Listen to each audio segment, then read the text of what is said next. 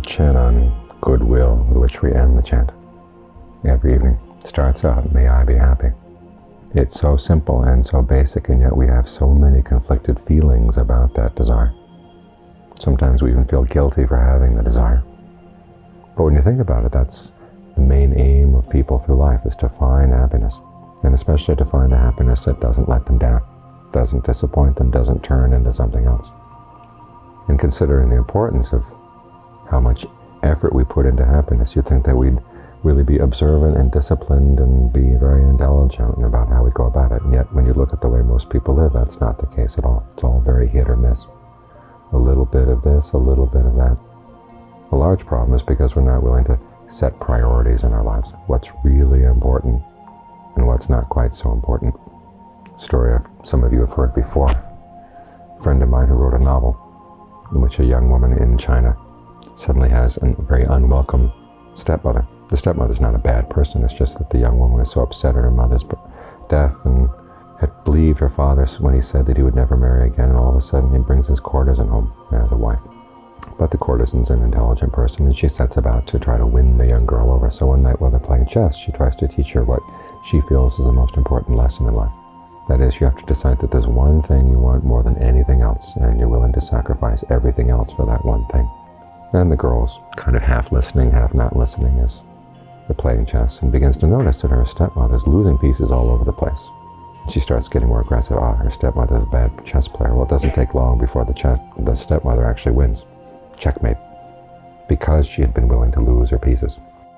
Trimmed down her army so that it was a good fighting machine there on the chessboard. My friend, the novelist, is also a professor at university, and every time she publishes a novel, she has to go around to the different alumni clubs and read passages from her novel. And in this particular novel, this was the only self-contained passage that you could read, and there was kind of a dramatic unity to the passage in 15-20 minutes. But she found after a while that nobody wanted to hear the lesson. She had to fall all over herself to explain, well, the girl learned many other lessons in the novel as well. But she finally got so she had to stop reading the passage to people. Nobody liked the message. We want to win and keep all our chess pieces. That's why we lack intelligence in our pursuit of happiness. One of the basic principles in the Buddhist teachings, if you see that there's a higher or more true form of happiness, you have to be willing, that you can gain by giving up a lower form of happiness, well, you have to give up the lower form. Be willing to, be happy to give it up. That's what's hard about the practice.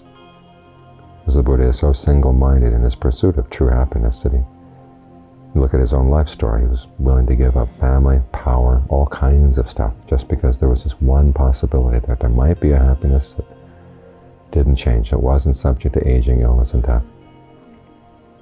That was deathless itself. And he threw everything else away. And the stories they tell about how all of his friends tried to reason with him, how everybody in the family tried to reason with him, saying, this is ridiculous, and be content with the pleasures that ordinary human beings are content with. But his basic response was, well, look at what happens to ordinary human beings. They age, grow ill, and die. And they have to get separated from all the things they love. And what do they have then if they haven't found anything of more lasting value within?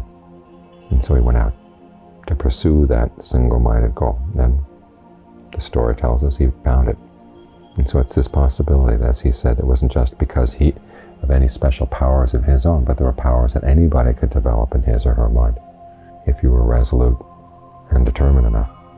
So there is this possibility. We owe it to ourselves to explore it. That there's a happiness that doesn't change. There's a happiness that we can attain that doesn't change through developing our powers of mind. It requires discipline, it requires mindfulness. But the path itself is not all difficult. Because you look at, the Buddha asks us to take suffering and stress as our first noble truth. In other words, the first thing we really pay attention to understand it. Not because he's gloomy or pessimistic, but he's just realistic. This is the way most pleasures end up. The things you cling to, no matter how nice they may be, then when they change into something else, there's going to be suffering. So he takes the side of life that we don't like to look at, and he basically rubs our nose in it. Just look at this, really try to understand it, the suffering that comes from clinging. Exactly how far does that word suffering go? How far does the stress go? The reason he does that, he says you learn an awful lot about the mind. But he also gives you tools for seeing it very clearly. After all, there are 4 noble truths, and the 4th noble truth is the path to practice, like we were chanting just now. And the essential factor in the path to practice, the Buddha says, the heart of it is right concentration. Get the mind to settle down, be really comfortable here in the present moment. So we not only do use suffering and pain and stress as a noble truth, but also there's a pleasure that comes from the centered mind. That's a noble truth as well. But in either case, the whole point is that you learn how to use these things. For most of us, suffering comes and we just try to push it away. Pleasure comes and we try to indulge in it. But the Buddha says, use them as tools to learn more, to go further. This pleasure that comes when the mind is still and at ease, can you develop it? This is what the concentration practice is for, working with the breath, trying to keep the breath in mind, keep coming back so you get more and more familiar with it, so you begin to know more of its ins and outs, so that you can create the state of mind as really willing to look at the truth, because most of us live in very fragmented minds, damaged minds, especially in modern society. In order to admit the truth about what we've been doing, first we have to heal a lot of those wounds, and that's a lot of what concentration practice does. As you settle down, there becomes a greater sense of fullness, wholeness, well-being. There's a sense of ease that you can tap into at any time, just by focusing on the breath, being on friendly terms with your breath, being on friendly terms with your body in the present moment, getting to know it really intimately. Once you have that sense of well-being, then you can really turn and look at this whole issue of suffering and stress, and not feel threatened by the questions, because after all, the Buddha is saying, okay, look at what the mind is doing to cause that stress. Our normal reaction is to go out and blame it on somebody else or something outside. But he says the real cause is there in the mind. Now, if the mind is already feeling haggard and fragmented as it is, it's just not going to want to hear this. But once you start to deal with a sense of well-being, a sense of wholeness that comes from getting the mind concentrated, getting it centered and focused here in the present, in a comfortable way, it's a lot easier to admit the truths about what's going on, and to look objectively at this problem of suffering and stress. The Buddha said our normal reaction to it is twofold. One is we're bewildered by it, because it seems to come out of nowhere, and can come at any time. And the second is that we're searching for a way out. Is there somebody who knows something about how to get beyond this suffering? That's our common reaction. So the first thing is there's bewilderment and there's a question, a search. The problem is that most of us, the way we question issues of suffering and pain, we don't frame the questions very well. We frame them out of ignorance. And so many times our questions, instead of helping us get beyond suffering and stress, actually compound the problem, lead us into more suffering, more stress. So to gain insight, the Buddha recommends a regimen of questions. In one of them, he says, just looking at the stress, the sensation of stress in and of itself, and ask, okay, what else comes along with this? In other words, instead of blaming yourself or blaming other people, just say, well, what else is there in the mind whenever there's suffering and stress? What seems to underlie it? So you drop the issue of who's at fault. You drop the issue of whether there's anybody there at all. You don't say that there isn't anyone, you don't say that there is, just say, okay, look at the mind in terms of cause and effect. Use that problem of stress, that suffering, as a tool to dig a little bit deeper into the mind. What else is going on in there? He says, well, look for the clinging. What kinds of clinging are there? Well, the big one is clinging to your sense of self. Why do you identify with that suffering and stress? Can you experience it without identifying with it, without saying that it's me or mine? Can you experience it without clinging? And what happens to the sensation? Say if there's a physical pain, what happens to that your relationship to that physical pain if you can drop the sense of the me or the mine there? What happens if you drop the various labels you put on it? In other words, you look at the issue not in terms of who's at blame, but just, okay, what's going on here? Are there any patterns you can detect?